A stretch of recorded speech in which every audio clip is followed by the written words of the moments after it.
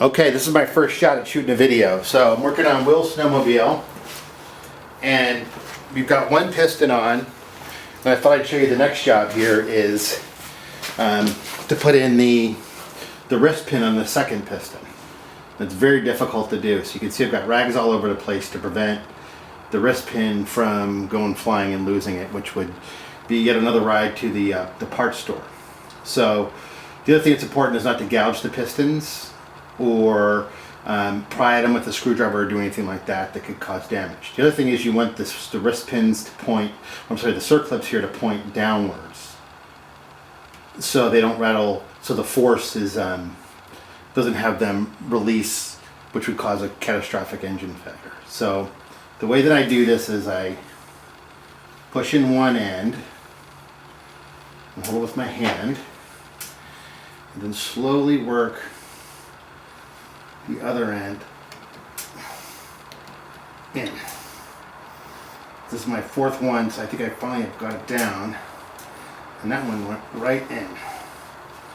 And then the last thing I'm going to do is just seat it, and it's done. That's it. The next step is to install the piston ring. So we've got two rings here. I don't think you're going to be able to see them, but they're labeled top and bottom. So again, I don't know if you can see it on the piston ring itself, but it's pretty simple. You'll notice that there are, in the back of the piston, there's little stops, and they're offset to prevent any blow-by coming through the ring. So basically all you do is you make sure you get them pointing the right way, and you open them up with your fingers here. Just snap right into place. So there's the first one. You want to make sure that's lined up with the stop pin, which it is. And here is number 2. And that is all that's to it. Here we're adding assembly lube to the cylinder. We previously lubed the pistons, the rings, the wrist pin, and the needle bearings to ensure that there's lubrication in the engine prior to its first start to prevent any premature wear and ensure it doesn't seize as we work to get it started for the first time. With the cylinder ready to go, it's time to turn our attention to the piston and rings. So here I'm marking the piston, the locations where the piston pins are, so we make sure the rings are seated correctly as we insert the cylinder. From there, we're going to put the assembly lube on the skirt of the piston and around the rings to again ensure that when we go to start this engine for the first time, that there's plenty of lubrication and there'll be no scoring or marking up of the cylinders. I love this assembly lube because unlike two-stroke oil, it tends not to run and it stays where you put it. And we'll see how it goes when we get the engine fired up and ready to go.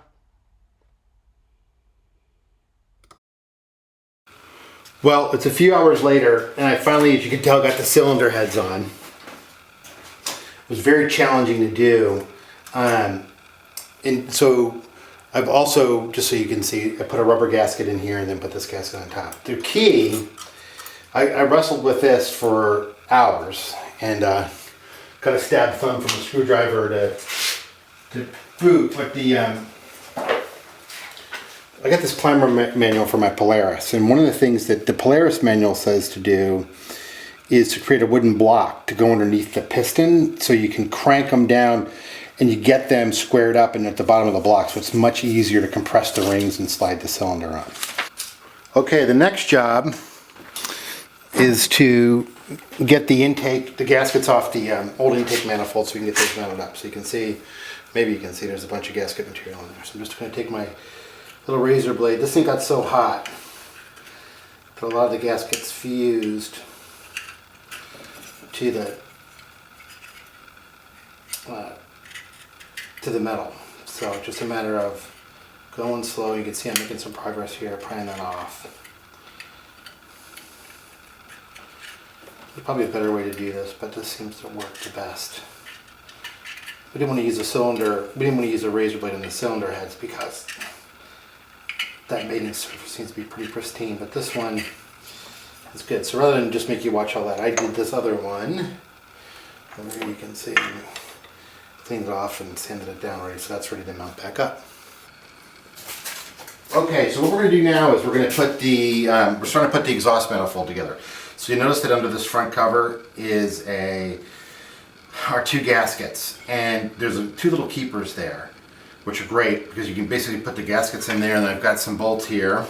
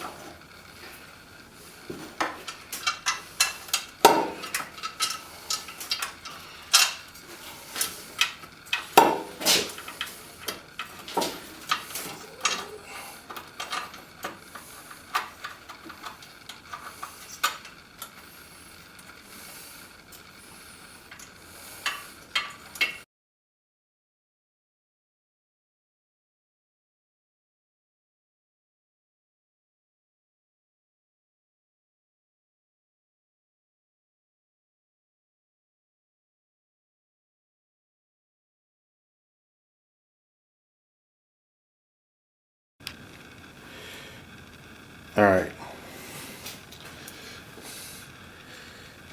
3.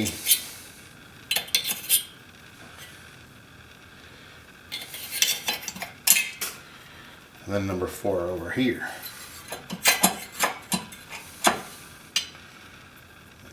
Right there. Everybody's got a washer. And so now these guys go on the outside, they hold on the air shroud. Fan coolers are a little harder to work on, in my experience. They're cleaner, for sure, because there's no radiator fluid to deal with, but there's definitely a little bit more challenging. Okay. Now,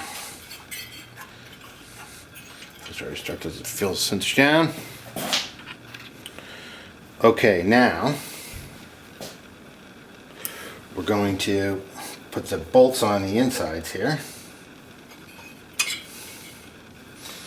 I'm just going to sit them on there and try to twist them a little.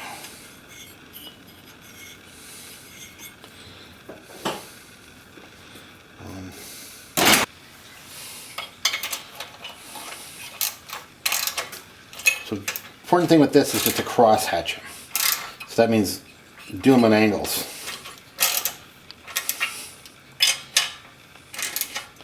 To get a good seal. So go here, then here, then here, then there. Same thing on this side. Tighten that down.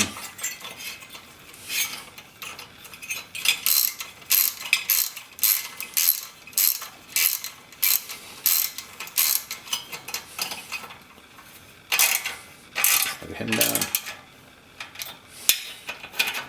Good. Now these guys.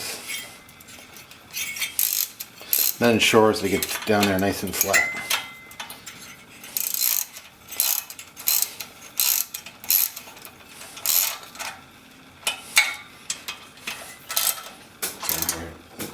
Decided to zoom out a bit so you guys can catch the torque wrench action.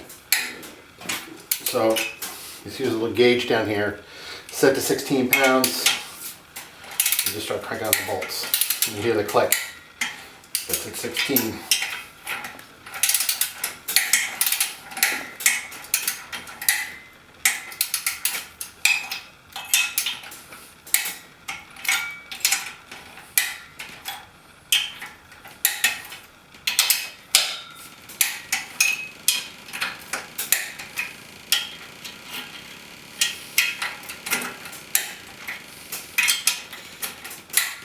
That's it. Okay, moving right along, it's time for the carburetor boots to go on. Getting one step closer. So these are actually marked top and bottom. And you want to make sure the screws align with the outside because so you can crank them down. So all they do is go on like here. Make sure you get them in there and seat it all the way. One of the things with two strokes is if there's any air leaks, they run lean. And the next thing you know, you're in your garage filming YouTube videos, rebuilding motors. So I recall from the end of last season, when we got this snowmobile home, that we were not able to run it out of fuel. So I suspect that there is some varnish in there. So I hope you guys can see this. So all I'm doing is taking off the bowl in the bottom. I did the other carb, so I kind of know what I'm in for here. So I could do a whole series on these things. We restored the players. We restored the guys were very performance minded, so they changed out all the jets in the carb. So it took a long time to figure out how these all work. So these were made before the days really of fuel injection in snowmobiles.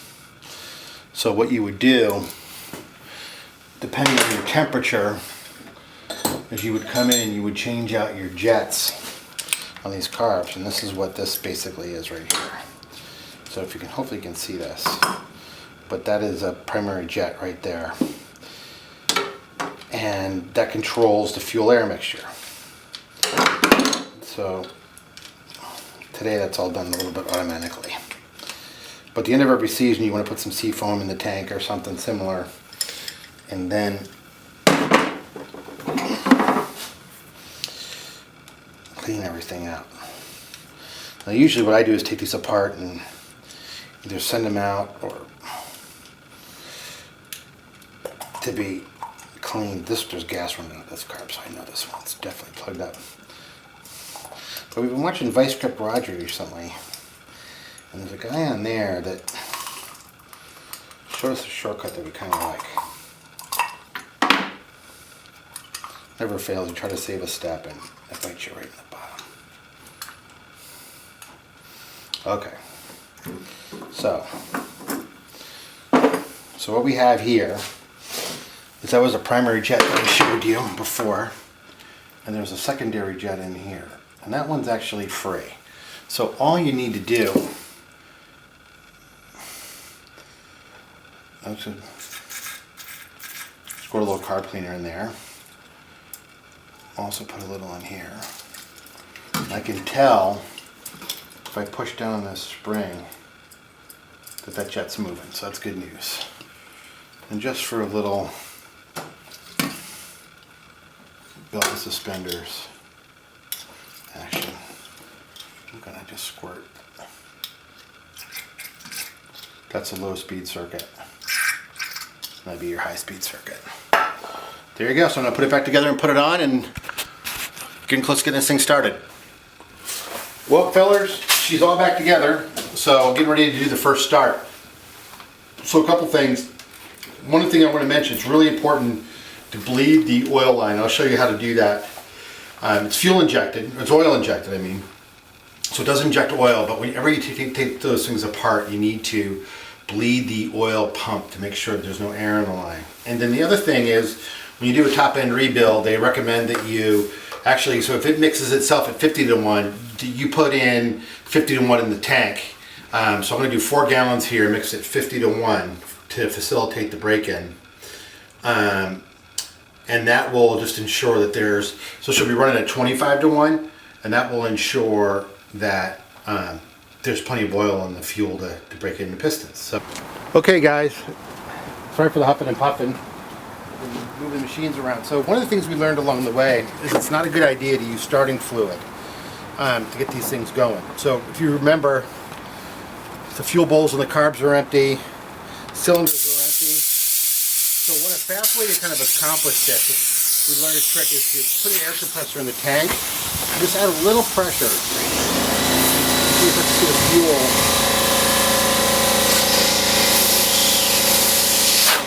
One into the cylinder. Try this is. So,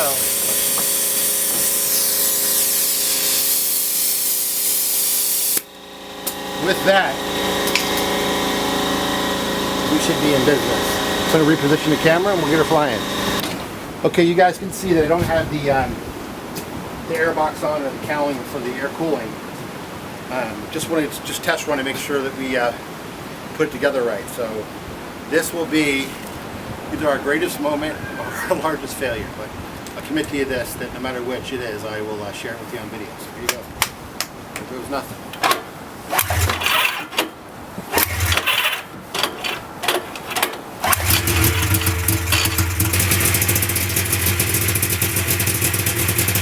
What a pain in the butt.